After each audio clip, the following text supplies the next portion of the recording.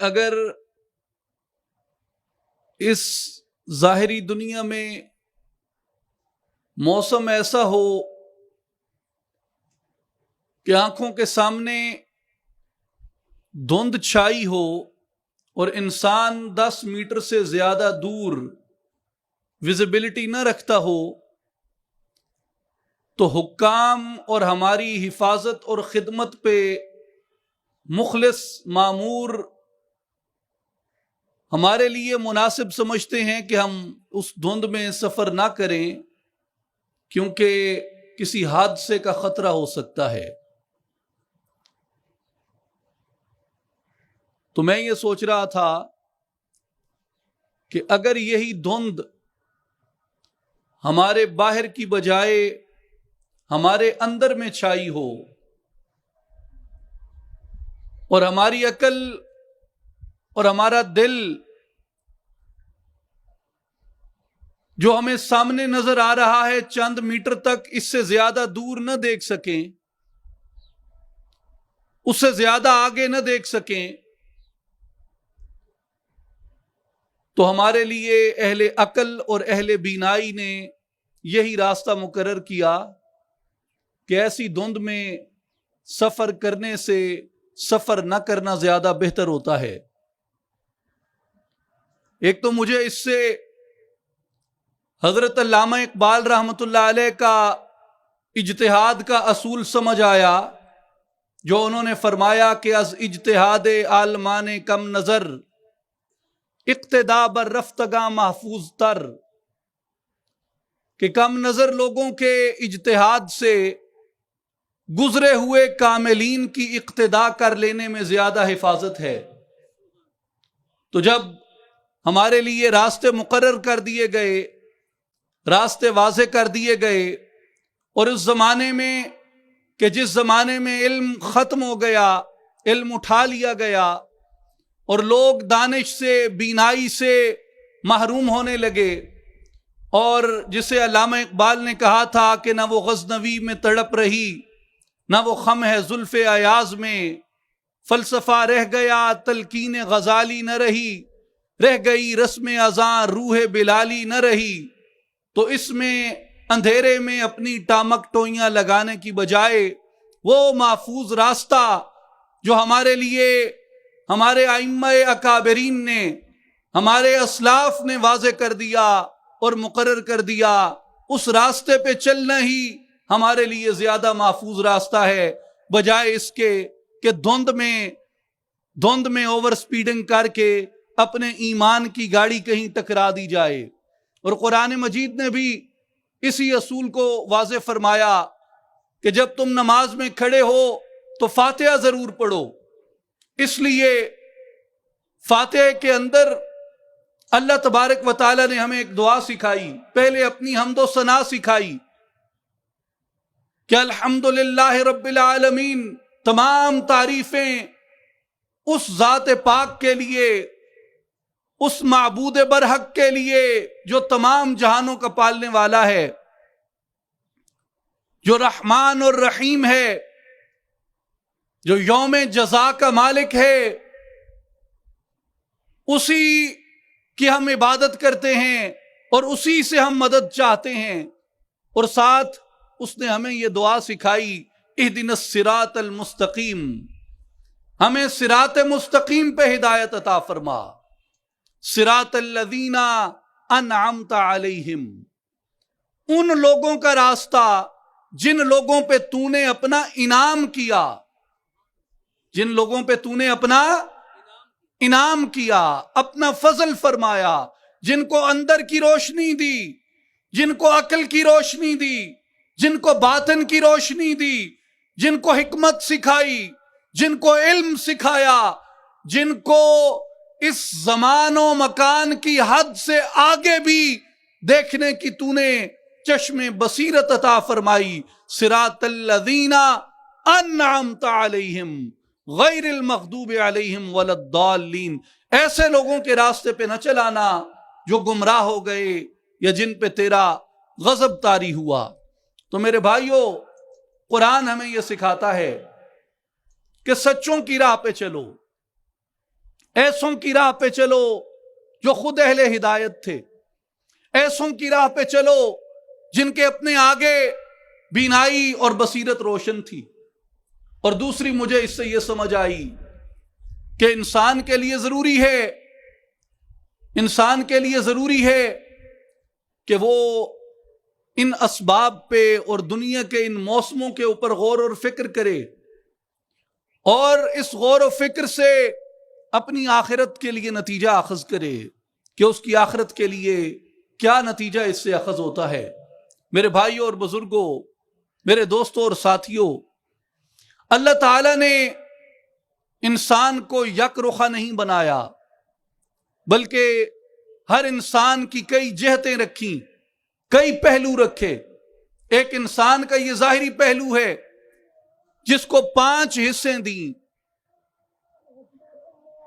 سننے کی ایک حص، بولنے کی حص، دیکھنے کی حص، چکھنے کی حص، چھونے کی حص، سونگھنے کی حص۔ انسان اپنے ان حواس 5 سے، ان 5 حصوں سے علم حاصل کرتا ہے۔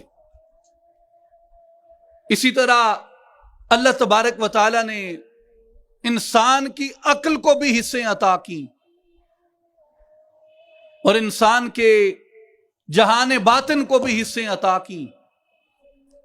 امام غزالی رحمۃ اللہ علیہ فرماتے ہیں کہ جب تک انسان اپنی ظاہری حصوں کے اوپر انحصار کر کے رہتا ہے اور اپنی ظاہری حصوں سے آگے نہیں بڑھتا، تب تک یہ اپنی روح انسانی سے ترقی کر کے، اپنی روح حیوانی سے ترقی کر کے اپنی روح انسانی میں داخل نہیں ہو سکتا۔ کیونکہ جانور بھی دیکھتے ہیں، سنتے ہیں، سونگھتے ہیں، کھاتے ہیں اور چھوتے ہیں، اور اگر انسان بھی اپنے آپ کو اسی حد تک محدود کر دے تو انسان کی آنکھوں کے آگے وہ اندھیرا ہے جس سے یہ یہاں سے تھوڑا آگے دیکھنے کی سکت اور صلاحیت بھی نہیں رکھتا۔ لیکن اگر یہ اپنے اندر کی آنکھ روشن کر لے، اپنے باطن کی آنکھ کو روشن کر لے، تو میرے بھائیوں اور بزرگوں، میرے دوستوں اور ساتھیوں، انسان کی جو بینائی ہے وہ ظاہری آنکھوں کی محتاج نہیں رہ جاتی۔ مثال کے طور پہ یہ ایک لطیف سا پردہ ہے، باریک سا پردہ ہے، یہ ٹشو پیپر ہے۔ اس بینائی کے آگے اگر یہ حقیر سا پردہ، لطیف سا پردہ بھی اگر آ جائے تو آنکھ اس سے پار دیکھنے کی صلاحیت نہیں رکھتی۔ لیکن صحیح بخاری میں، کتاب التوحید میں، حضرت امام بخاری رحمۃ اللہ تعالی علیہ نے ابو سعید خدری رضی اللہ تعالی عنہ سے روایت کیا کہ نبیوں کے امام، نبیوں کے تاجدار، خاتم الانبیاء محمد مصطفیٰ احمد مجتبیٰ صلی اللہ علیہ وآلہ وسلم نے فرمایا، قیامت بپا ہوگی اور لوگوں کے سزا اور جزا کا فیصلہ ہو جائے گا، اور کچھ لوگوں کو جنت کا راستہ دکھایا جائے گا۔ تو فرمایا وہ مومنین اللہ کے حضور کھڑے ہو جائیں گے اور کھڑے ہو کے عرض کریں گے، مولا، دوزخ میں ہم ایسے لوگوں کو دیکھتے ہیں جو ہمارے ساتھ نمازیں پڑھتے تھے، ہمارے ساتھ روزے رکھتے تھے، ہمارے ساتھ نیک اعمال کرتے تھے، ہمیں یہ گوارا نہیں ہے کہ ہم اپنے ان بھائیوں کو دوزخ میں چھوڑ کے اور خود جنت کی راہ لیں۔ ہم تیری بارگاہ میں عاجزی کرتے ہیں، گڑ گڑاتے ہیں، ان کی خطائیں معاف کر دے، اور جب تک وہ ہمارے ساتھ جنت میں داخل نہیں ہوتے ہم بھی جنت میں داخل نہیں ہوں گے۔ اللہ تبارک و تعالی ان مومنین کے اوپر आग को हराम कर देगा। सही बुखारी किताबुल ईमान की हदीस है। उन मोमिनीन को फरमाएगा कि जाओ, ये जो दोज़ख के गड़े हैं इनमें तुम पे आग हराम कर दी गई, जाओ देखो वो तुम्हारे जो रफीक और दोस्त हैं जिसके दिल में तुम्हें एक दीनार बराबर भी ईमान नजर आए, उसको निकाल के अपने साथ ले जाओ। वो मोमिनीन जाएंगे, जहन्नुम की आग उन्हें नहीं छुएगी, और वो जाकर जिसके सीने में दीनार जितना ईमान होगा उसे निकाल के ले आएंगे और फिर अल्लाह के हुजूर हाथ बांध के खड़े हो जाएंगे, मौला अभी कुछ रह गए हैं, मौला अभी कुछ रह गए हैं। वो गफूर और रहीम फरमाएगा, ऐ मेरे बंदो जाओ, जिसके सीने में तुम्हें आधे दीनार जितना ईमान नजर आए उसे भी निकाल के ले आओ। अल्लाह के वो नेक बंदे फिर दोज़ख में जाएंगे और दोज़खियों में जिनके सीनों में आधे दीनार जितना ईमान होगा उनको भी निकाल के बाहर ले आएंगे और आके अपने मौला के सामने फिर हाथ बांध के खड़े हो जाएंगे। मौला हाले कुछ रह गए जिन्हां दे दिल च दीनार जितना ईमान आई वो भी कट ले आए, जिन्हां दे दिल च अद्धे दीनार जितना ईमान आई उन्होंने भी कट ले आए। ते कुछ ऐसे भी हैं जिन्हां दे दिल च अद्धे दीनार तू भी घट ईमान आई। ते रब्बुल आलमीन हुक्म फरमासी, मेरे बंदो जाओ, जिनके दिलों में तुम्हें एक जर्रे जितना भी ईमान नजर आए उसे भी निकाल के ले आओ। इस हदीस पाक से उलमाए किराम ने, शारहीन बुखारी ने जो नताइज अखज़ किए, एक तो वो ये फरमाते हैं कि अल्लाह तबारक व ताला किसी बंदे का ईमान रायगा नहीं करेगा, किसी बंदे का ईमान रायगा नहीं करेगा। जिसने दीनार जितना रखा वो भी उसे नफा देगा, जिसने आधे दीनार जितना रखा वो भी नफा देगा, और अगर किसी के दिल में ज्यादा नहीं एक जर्रे जितना भी ईमान हुआ, ईमान जाया नहीं होगा। दूसरा वो ये नतीजा अखज़ करते हैं कि लोगों अल्लाह वालों के करीब हो जाओ, अहलुल्लाह के करीब हो जाओ, क्योंकि अल्लाह वालों को अल्लाह तबारक व तआला ने ऐसी फितरत दी है, अल्लाह वालों को अल्लाह तबारक व तआला ने ऐसी मोहब्बत अता फरमाई है कि जदी बां फड़ दे फिर छोड़ दे नहीं। जो इनके साथ नमाजें पढ़ते थे, जो इनके साथ रोजे रखते थे, जो इनके साथ नेक अमाल करते थे, जो इनके साथ जिक्र की महफिल में बैठते थे, ये उनको बाजुओं से पकड़ के उस दिन अल्लाह के दरबार में उसके इज़्न से शफाअत करके जहन्नम के गढ़ों से निकाल के जन्नत के बागात में पहुंचाएंगे। और मेरे भाइयों, एक तीसरा नतीजा जो इससे अखज़ किया गया, अल्लाह तबारक व तआला इनको क्या फरमाएगा कि दोज़ख में जाओ और किन्हें निकाल के ले आओ, जिनके सीने में दीनार जितना ईमान है और जिनके सीने में आधे दीनार जितना ईमान है और जिनके सीने में एक जर्रा बराबर दीनार, एक जर्रा बराबर ईमान है। तो उलमा फरमाते हैं اللہ تعالیٰ نے اپنے اولیاء کی آنکھوں کو ایسی بصیرت عطا فرمائی ہے کہ وہ دل میں ایمان کی موجودگی کو بھی پہچانتے ہیں، ایمان کی حالت کو بھی پہچانتے ہیں، ایمان کی مقدار کو بھی پہچانتے ہیں۔ اللہ والوں کو ایسی آنکھیں دی ہیں اللہ نے، وہ سینوں میں جھانک لیتے ہیں کہ ادھر دینار جتنا ایمان ہے، ادھر آدھے دینار جتنا ایمان ہے، یا ذرہ برابر ایمان ہے۔ اس لیے جو چشم ولایت ہے، جو چشم ولایت ہے، جو چشم بصیرت ہے، وہ اللہ کے نور سے دیکھتی ہے۔ اتقوا فراست المؤمن، مومن کی دور اندیشی سے ڈرو۔ انہ ینظر بنور اللہ تعالی، اس لیے کہ مومن اللہ کے نور سے دیکھتا ہے۔ صحیح بخاری کی حدیث ہے، نبی اکرم صلی اللہ علیہ وآلہ وسلم نے فرمایا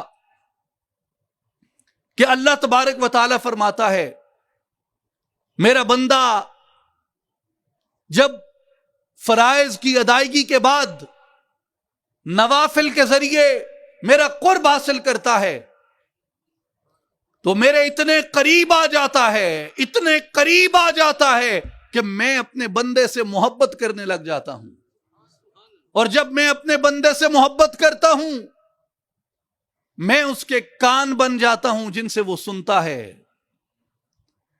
میں اس کی آنکھیں بن جاتا ہوں جن سے وہ دیکھتا ہے، میں اس کے ہاتھ بن جاتا ہوں جن سے وہ پکڑتا ہے، میں اس کے پاؤں بن جاتا ہوں جن سے وہ چلتا ہے، میں اس کا دل بن جاتا ہوں جس سے وہ سوچتا ہے، حتیٰ کہ وہ بندہ مجھ سے سوال کرتا جاتا ہے میں اس کو عطا کرتا جاتا ہوں۔ اس لیے جو اولیاء اللہ کی قوت سماعت ہے وہ ہماری قوت سماعت سے مختلف ہوتی ہے۔ وہ مدینے کے منبر پہ کھڑے ہوں تو انہیں سینکڑوں میل کے فاصلے پر حملے ہوتے نظر آتے ہیں، اور وہاں سے پکار کے کہتے ہیں اے ساریہ پہاڑ کی اوٹ میں ہو جاؤ، اور ساریہ کو بھی ایسے کان ملے جس نے وہاں سے امیر المؤمنین عمر ابن الخطاب رضی اللہ تعالیٰ عنہ کی آواز اور پکار کو سنا۔ سیدنا علی کرم اللہ وجہ الکریم روایت کرتے ہیں، امام ترمذی نے اسے بیان کیا کتاب المناقب میں، سیدنا علی کرم اللہ وجہ الکریم فرماتے ہیں ہم مکے کے گرد و نواح میں نبی پاک علیہ السلام کے ساتھ چل رہے تھے، مکہ شریف کے گرد و نواح میں نبی پاک علیہ السلام کے ساتھ چل رہے تھے، اور حضور جس پتھر کے یا جس درخت کے پاس سے گزرتے، وہ درخت اور پتھر نبی پاک کے پاس سے گزرتے ہوئے حضور کو پکار کے کہتا السلام علیک یا رسول اللہ۔ کیا کہتا؟ السلام علیکہ، السلام علیکہ، السلام علیکہ، یہ پتھر پکار کے کہتے۔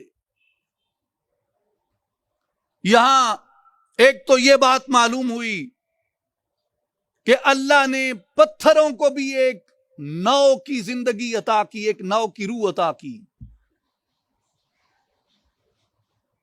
اور دوسری یہ بات معلوم ہوئی کہ پتھر وجہ تخلیق کائنات، باعث تخلیق کائنات، سبب موجودات محمد مصطفیٰ احمد مجتبی صلی اللہ علیہ وآلہ وسلم کو پہچانتے تھے۔ حضور پاس سے گزرتے تو پتھر بھی سلام پڑھتے۔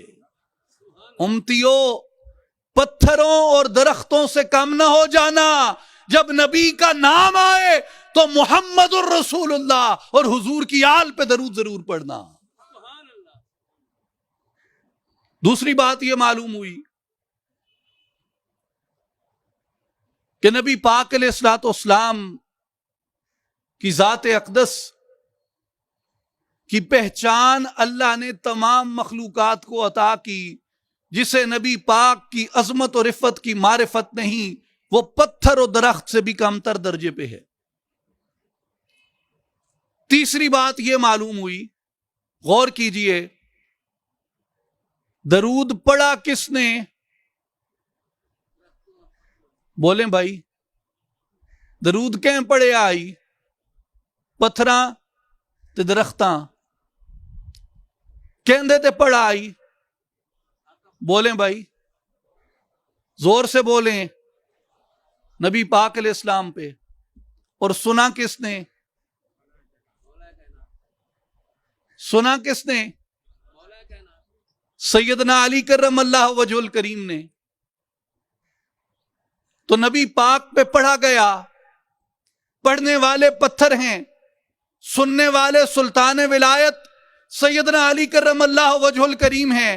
تو معلوم ہوا اللہ تعالی اپنے اولیاء کو ایسی قوت سماعت دیتا ہے، وہ پتھروں اور درختوں کی بولی بھی سمجھ لیتے ہیں۔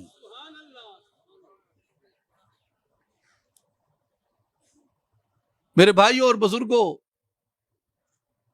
اللہ تعالیٰ ان کو ایسی آنکھیں دیتا ہے، ایسی قوت بصارت و قوت بصیرت دیتا ہے جہاں تک عام لوگوں کی رسائی نہیں ہوتی۔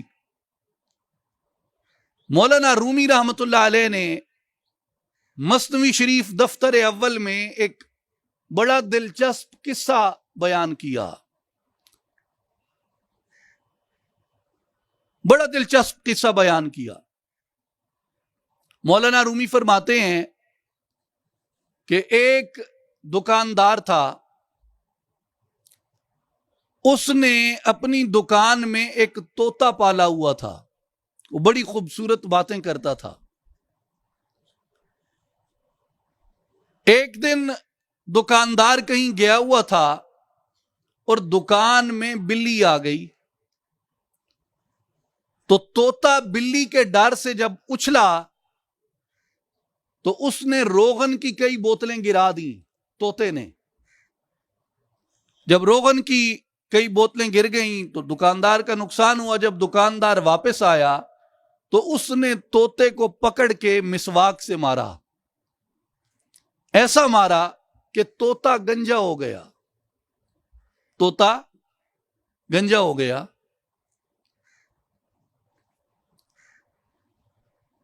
اب مارا کیوں؟ کہ طوطے نے تیل کی بوتلیں گرائی تھیں، دکاندار کا نقصان کیا تھا تیل گرا کے، اور مار کھا کے طوطا ہو گیا گنجا۔ اب ایک دن، کہانی خیر لمبی ہے، مختصر یہ کہ ایک دن دکاندار بیٹھا تھا اور وہ طوطا بھی دکان میں تھا۔ ایک حاجی آ گیا دکان میں، اور ظاہر ہے کہ آپ جب طواف کر لیتے ہیں تو اس کے بعد حلق راس ضروری ہوتا ہے، محلوق الراس ہونا، یعنی سر منڈوانا، گنجا ہونا۔ تو حاجی نے بھی سر منڈوایا ہوا تھا۔ اب حاجی نے سر کہاں منڈوایا تھا؟ مکے میں، اور حاجی آ گیا۔ اب طوطے نے جیسے حاجی کو دیکھا تے طوطا حاجی نو ویکھ کے آدھے ہیں میاں تیں کہندا تیل ویٹے آئی، تیں کہندا تیل ویٹے آئی۔ تو مولانا رومی فرماتے ہیں کہ کیا طوطے دا اپنے گون تو حاجی دے گون تے قیاس کرن ٹھیک آئی؟ بس طوطے دے گونے ہونے تے حاجی دے گونے ہونے فرق تے ہے نا۔ مولانا رومی فرماتے ہیں کہ لوگ طوطوں کی طرح، گنجے طوطے کی طرح ہوتے ہیں کہ حاجی کا سر دیکھ کے اپنے سر پہ قیاس کرتے ہیں۔ فرمایا کارے پاکاں را قیاس از خود مگیر، گرچہ باشد در نوشتن شیر شیر۔ فرمایا کہ نیک لوگوں کے کام سے اپنے کام کو قیاس نہ کر، اگرچہ دیکھنے میں شیر اور شیر ایک ہی طرح لکھے ہوتے ہیں۔ شیر کہتے ہیں، شیر کیا ہوتا ہے؟ شیر آن باشد کے مردم را درد، شیر وہ ہوتا ہے جو لوگوں کو پھاڑ کھاتا ہے۔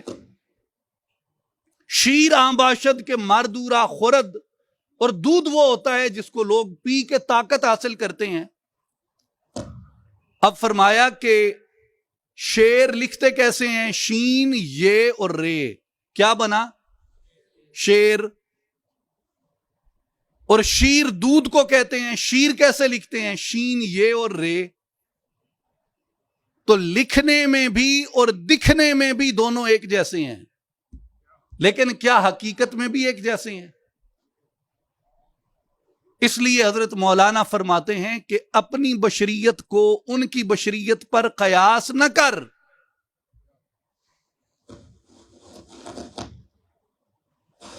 اپنی بشریت سے ان کی بشریت کو قیاس نہ کر، تو بھی بشر ہے، وہ بھی بشر ہیں، مگر بشر بشر میں بھی فرق ہوتا ہے، جنہیں گونے گونے چی فرق ہوندے ہے۔ تو ان آنکھوں سے دیکھتا ہے، ان کانوں سے سنتا ہے، اس زبان سے بولتا ہے، ان ہاتھوں سے پکڑتا ہے، مگر ان کی زبان وہ ہے کہ خدا فرماتا ہے میں اپنے بندے کی زبان پہ بولتا ہوں۔ ان کی قوت سماعت وہ ہے کہ وہ کہتا ہے کنت سمعہ الذی یسمع بہا، میں اس کے کان بن جاتا ہوں جن سے وہ سنتا ہے، میں زبان بن جاتا ہوں جن سے وہ بولتا ہے، میں آنکھیں بن جاتا ہوں جن سے وہ دیکھتا ہے۔